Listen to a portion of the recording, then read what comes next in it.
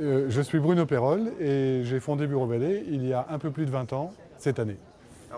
Le développement de Bureau Vallée, nous allons sur l'année 2011 ouvrir entre 28 et 35 magasins. Notre objectif étant ensuite d'ouvrir 50 magasins par an. Sur ces 28 à 35 magasins, environ 25 vont être de format plutôt périphérie, plutôt 4 à 800 mètres carrés. Et le reste se fera en magasin de centre-ville, dans des tailles allant de 50 mètres carrés au minimum, jusqu'à 180 ou 200, 250 mètres, selon les opportunités qui seront les nôtres. Nous avons créé le concept Bureau Vallée en ville, parce que nous observons que les consommateurs évoluent dans leurs attentes et veulent de plus en plus de proximité, ce qui est une notion plus exigeante aujourd'hui qu'hier. Hier, ils avaient moins de gamme, moins de prix, mais la proximité en centre-ville. Aujourd'hui, ils veulent le choix, la qualité d'accueil, le professionnalisme et les prix tout près de chez eux. Ce qui d'ailleurs est aussi vrai dans les villes petites et moyennes, où on ne veut plus rouler pendant 30 ou 40 km pour aller dans une grande agglomération. On veut l'offre à la porte de la ville. Les objectifs de croissance de Bureau Vallée à moyen terme sont que nous voulons, d'une part, devenir les référents dans notre métier, c'est-à-dire le monde de la papeterie au sens très large du mot. Les référents pour les professionnels, les référents pour les particuliers. Cela suppose d'abord un gros effort de notoriété, dans la mesure où notre concept est suffisamment bien structuré et installé pour que le développement de la notoriété nous amène une recrudescence, une augmentation de notre chiffre d'affaires à la mesure de notre investissement.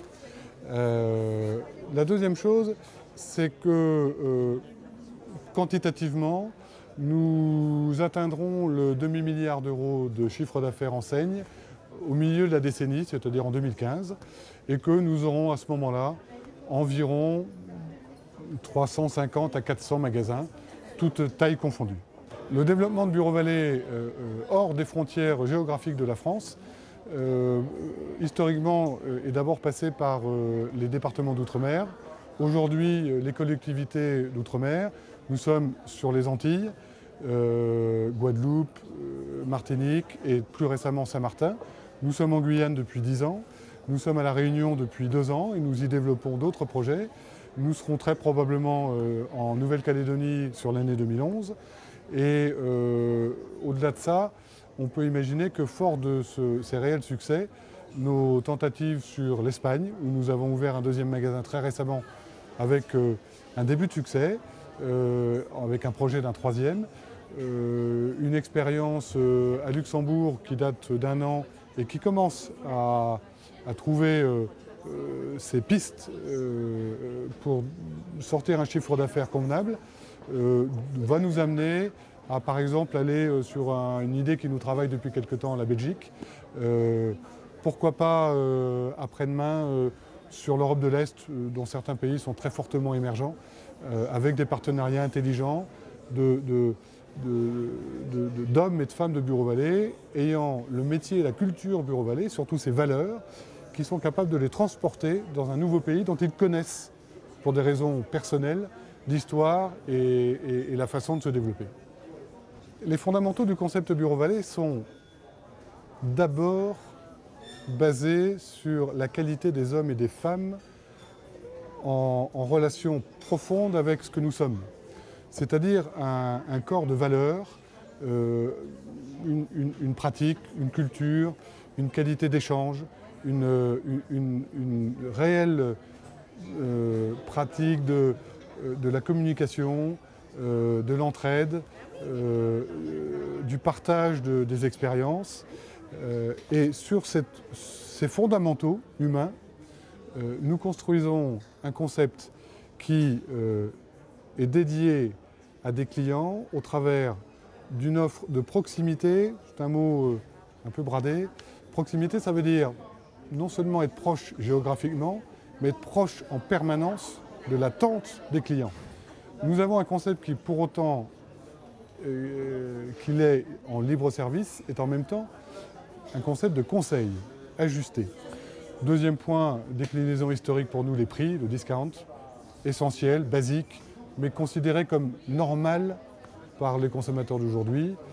Et dernier point, une capacité, une volonté d'adaptation permanente à des comportements et des attentes qui évoluent, technologiques, mais aussi dans l'offre, plus de services,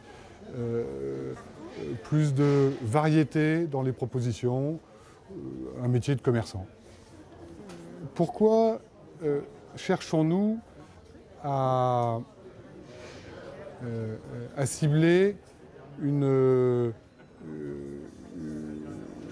candidatures dont les apports en fonds propres sont plus faibles que nos standards d'aujourd'hui?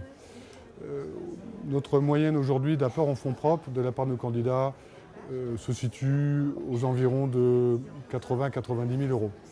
Or, la majorité des entrepreneurs qui cherchent à créer en franchise amènent de l'ordre de 50 000 euros de fonds propres. Nous avons décidé de monter une structure financière qui permette à ces candidats, grâce notamment à un effort dans la baisse du droit d'entrée, mais aussi par une réorganisation dans le montage du compte de résultat et du projet financier, nous cherchons à permettre à ces candidats de réaliser un projet Bureau Vallée tout en conservant des équilibres et avec un espoir légitime de résultats, de bénéfices, qui sera le retour sur investissement de leur effort de création. Quels sont les événements significatifs de notre développement de 2010 ? Sans doute le fait que je suis intimement persuadé que nous allons enfin devenir célèbres parce que nous avons ouvert à Paris intramuros, c'est-à-dire à l'intérieur du périphérique, là où tous les gens intelligents de France regardent. Nous avons ouvert dans le 10e arrondissement un format de magasin de 180 mètres dont les premiers mois d'exploitation montrent tout l'intérêt et toute la portée de notre développement en grande ville. Ceci étant, le centre-ville n'est pas une découverte pour nous. Nous avons démarré en centre-ville à Beauvais en 2000 avec un vrai succès qui nous a petit à petit appris à aller satisfaire une clientèle de proximité de ville. Les autres événements de l'année 2010 sont l'ouverture à Luxembourg, un petit peu plus étonnante que nous ne l'attendions, parce que la culture luxembourgeoise est moins sensible au prix apparent, même si nous vendons des marques, que nous ne le sommes en France.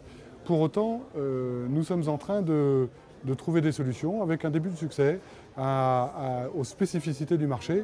C'est notre métier de distributeur que de savoir nous adapter à des attentes différentes. Un deuxième magasin en Espagne et très intéressant, la première ouverture dans une zone mixte euro-dollar à Saint-Martin dans les Antilles, puisque c'est une île, certes petite, où sans frontières, on passe de la zone française euro à la zone néerlandaise dollar. Première confrontation qui pour l'instant est gagnante.